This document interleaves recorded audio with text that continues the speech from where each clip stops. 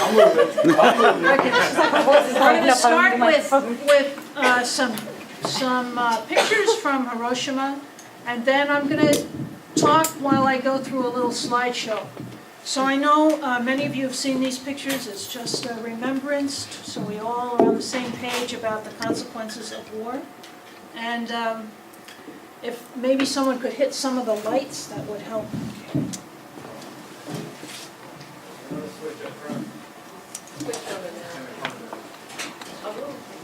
Okay.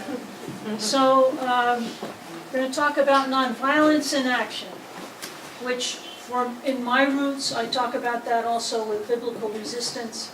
And the question is, do we serve God or empire? Do we serve our conscience? Do we do what's right, or do we do what the state tells us to do? And sometimes there is a distinction. So these are pictures from Hiroshima and Nagasaki, 1945, when the first nuclear weapons were used. And at the beginning, no one could take pictures of people. And if they did take pictures, they couldn't be published in Japan, or they couldn't be sent overseas. So people drew pictures to show what was happening.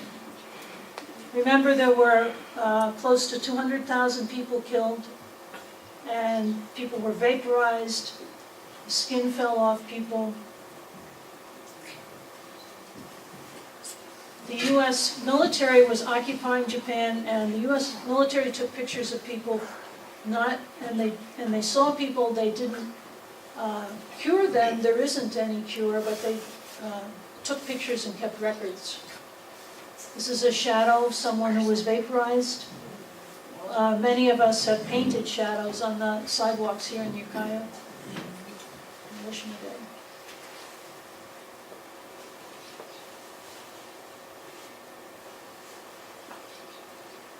So it's just important to remember these pictures. These pictures stay in my heart. They stay in my mind, and I see them.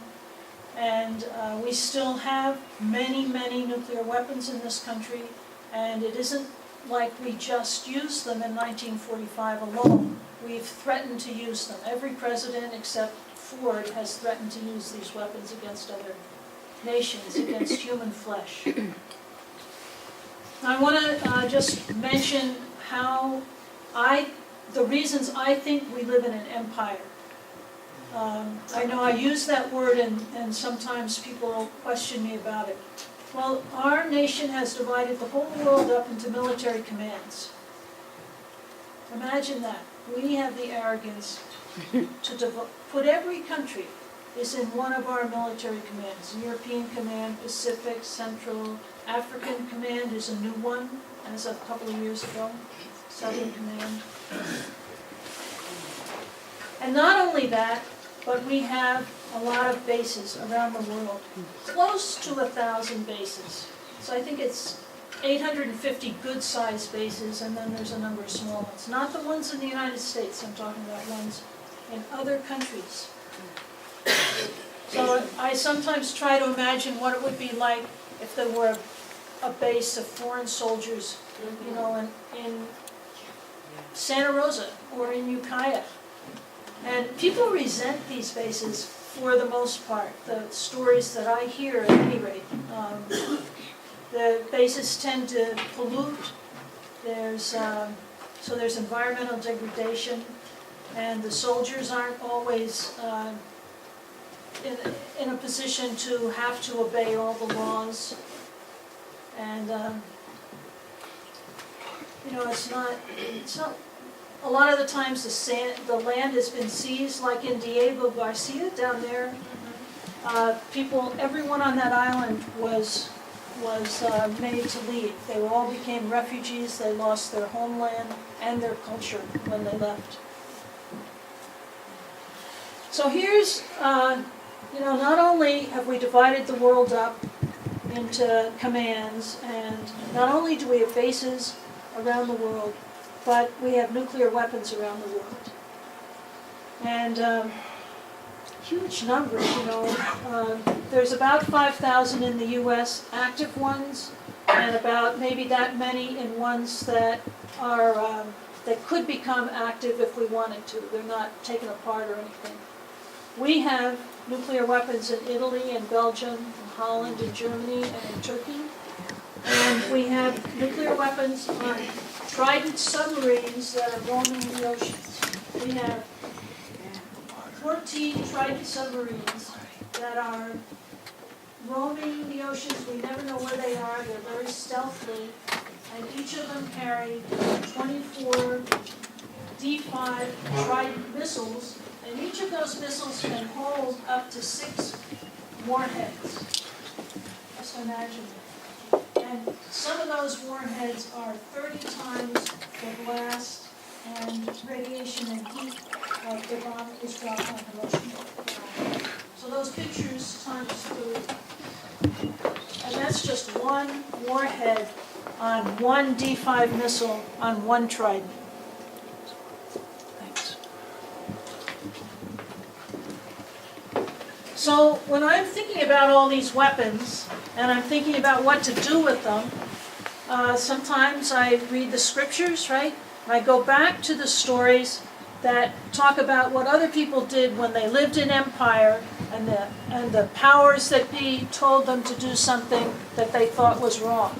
And the first story that you come to when you're reading the Torah, or the Old Testament, or however we want to call it, is this story in Exodus about 2 midwives, Shiphrah and Puah.